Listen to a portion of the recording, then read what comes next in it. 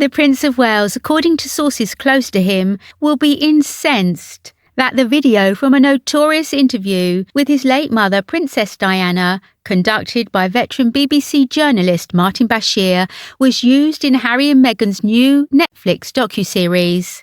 Prince William said previously the programme, which was first broadcast in 1995, should never appear on screens again. William would be dismayed, according to sources close to him, because his brother had blatantly gone against his wishes, and another source claims that it shows how little regard there is from the Sussex camp.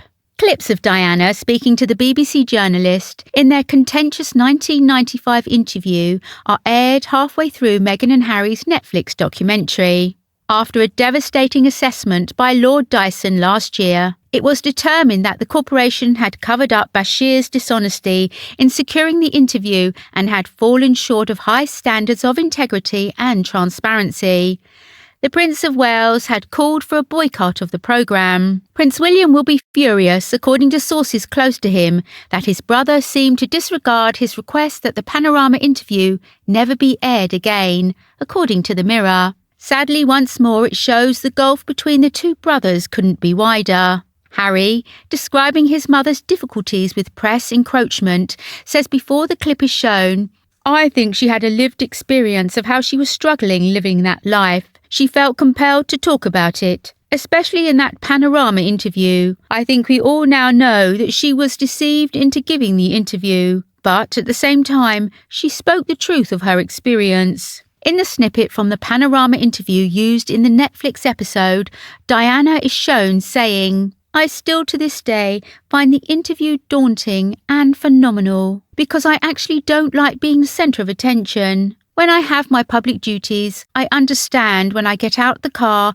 I'm being photographed, but actually it's now when I go out of my door, my front door, I'm being photographed. I never know where a lens is going to be."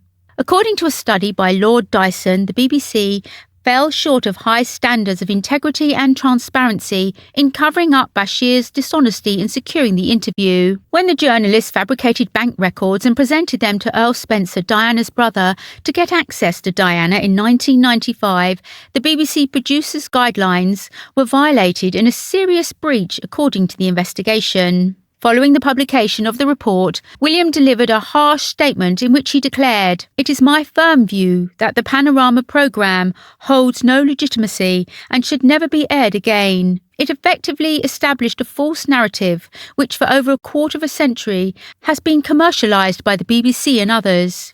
William continued his criticism of the BBC by saying, "It is my view that the deceitful way that the interview was obtained subsequently influenced what my mother said.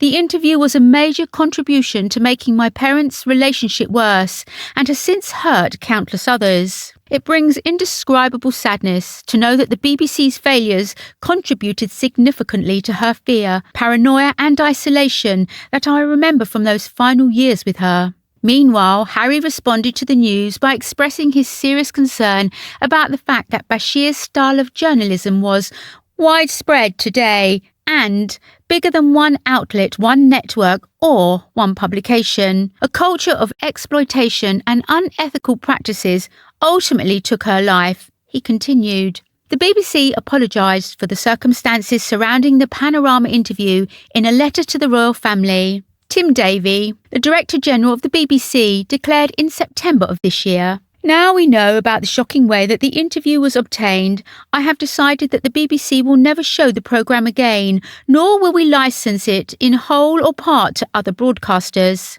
It does, of course, remain part of the historical records, and there may be occasions in the future when it will be justified for the BBC to use short extracts for journalistic purposes. But these will be few and far between and will need to be agreed at executive committee level and set in the full context of what we now know about the way the interview was obtained. I would urge others to exercise similar restraint."